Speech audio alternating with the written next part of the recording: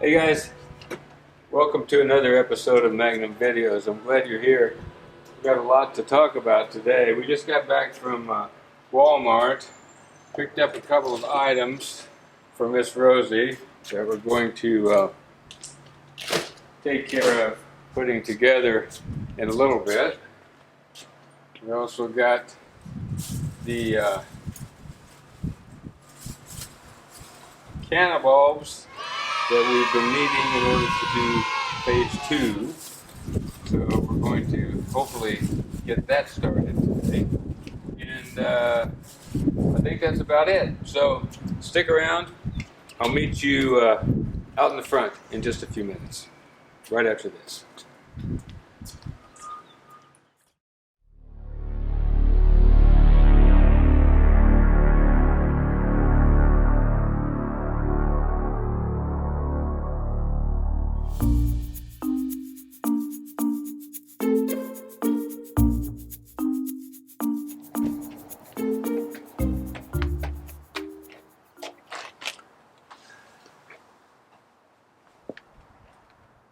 Alrighty, I said I was going to meet you in the front yard, but I'll meet you in the front yard later.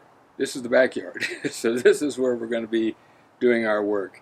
I mentioned that we picked up some things for Rosie, and let me just explain the situation here. Rosie likes to water her flowers and everything out here all the time and rinse off the deck and all that stuff, but there's no hose out here. The closest hose is to the end of the house and around the corner about halfway to the front of the house. That's a long ways for her to have to walk, so she wanted the hose back here. So I did some contemplating, and I figured the best way to do this was to get her about a 50-foot hose that would go from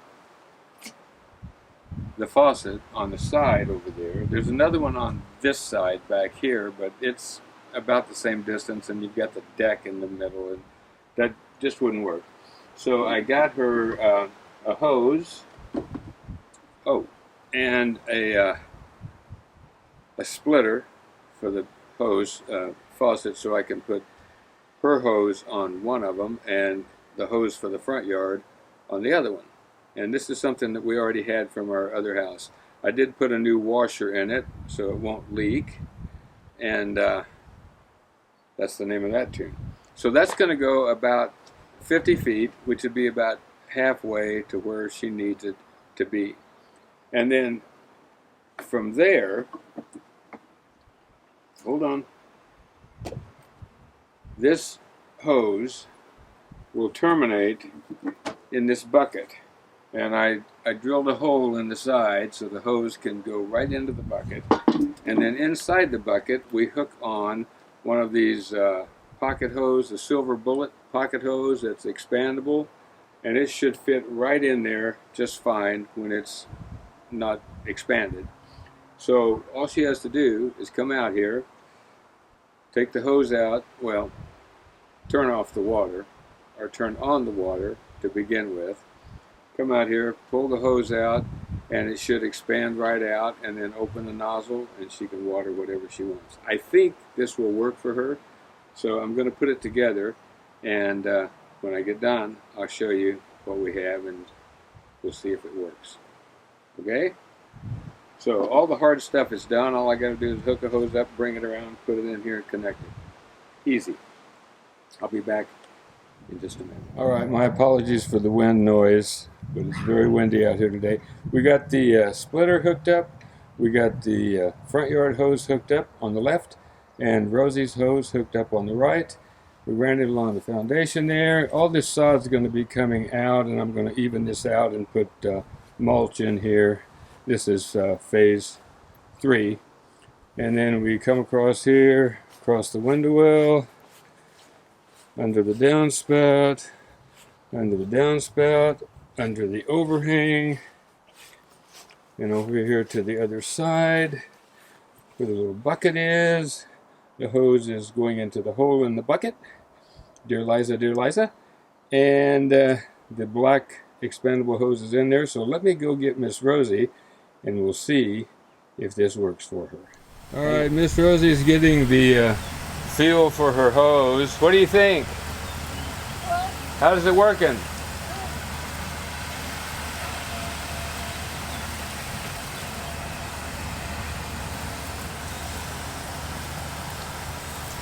So she's just going to water the Little Joe Peach and the Yews and all that stuff we planted in there.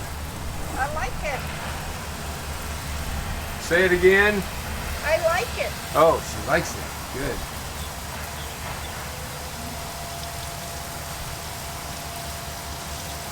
All right, so that mission is accomplished.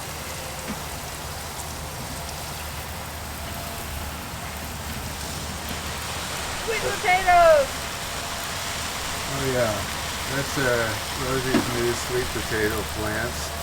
Last year we had those in that pot and they got just gigantic. I think they're on a video somewhere. If you want to search around, you can find it.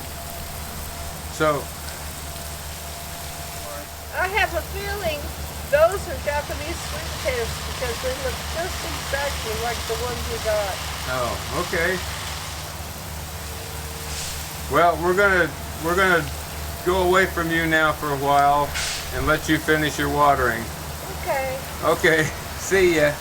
Bye. Alrighty, I told you I'd meet you out in the front, and that's what we're going to do right now. I just wanted to talk about one little thing that I'm pretty sure most of you know this, but if you don't, it could be some valuable information for you in the future. If you have ruts or tracks in your yard, it may be because you're mowing the same pattern every time.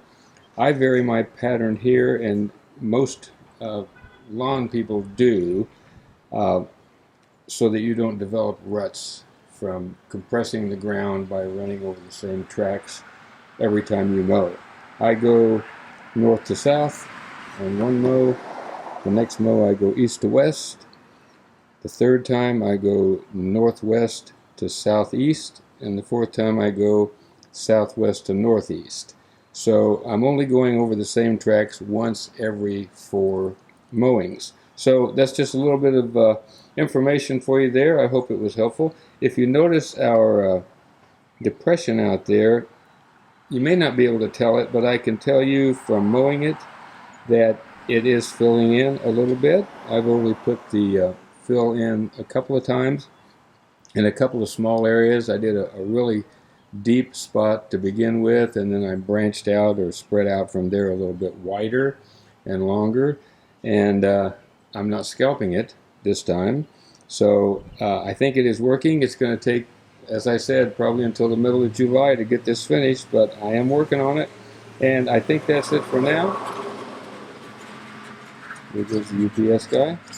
So until I speak with you again, even after that, oh wait, I hope that the audio hasn't been too horrible on this because of the wind, but if so, please forgive me.